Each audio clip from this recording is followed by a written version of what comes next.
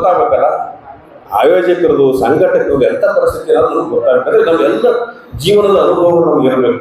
ಈ ಜೀವನದ ಅನುಭವ ದ್ರವ್ಯದಿಂದ ಮೂಡಿ ಬಂದಿರತಕ್ಕಂಥ ಏನು ಬರವಣಿಗೆ ಅಲ್ಲ, ಅದು ಶಾಶ್ವತವಾಗಿ ಸಾಧ್ಯ ಆಗ್ತದೆ. ಕೆಲವು ಬರವಣಿಗೆ ಈಗ ನಂದೇ ಹೇಳ್ತಿದ್ದಾರೆ, ನಾನು ಬೇರೆಯವರು ಕೆಲವು ಓದಿದ್ದೇನೆ. ಆದ್ರೆ ನಂದು ಎಷ್ಟು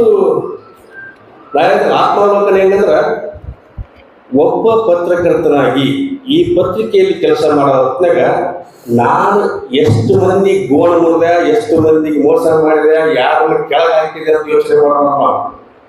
ಒಬ್ಬ ಪತ್ರಕರ್ತನಾಗಿ ಎಷ್ಟು ಮಂದಿಗೆ ನಾನು ಒಳ್ಳೆಯದನ್ನು ಮಾಡಿದೆ, ನನ್ನಿಂದ ಆ ಕುಟುಂಬ ಹೆಂಗೆ ಮುಂದೆ ಬಂತು ಅನ್ನೋದನ್ನು ನಾವೆಲ್ಲರೂ ಆತ್ಮಾವಲೋಕನ ಮಾಡಿಕೊಳ್ಳಬೇಕಂತ ಅಗತ್ಯ ಇದೆ. ಜರ್ನಲಿಸಮ್ ಮತ್ತು ಈಗ ಹೋಗೇ ಬಿಡ್ತದೆ.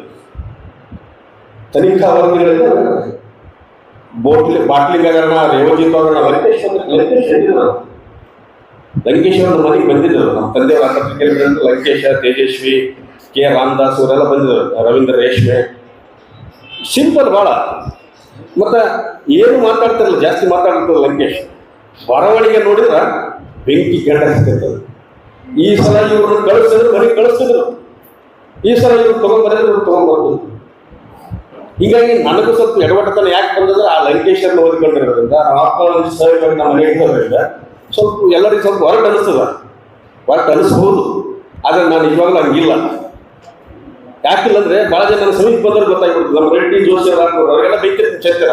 ಆದ್ರೆ ಅವ್ರಂತಾರ, ನೀನು ಬೇಯಷ್ಟು ಬೈತಿಷ್ಟು ಬೇಕಂತ ಯಾರು ಒಳಗಡೆ ನಿಂತು ಮೃದುವಾಗಿರ್ತಕ್ಕಂಥ ಹೃದಯ ಇದೆ ಅಂತ.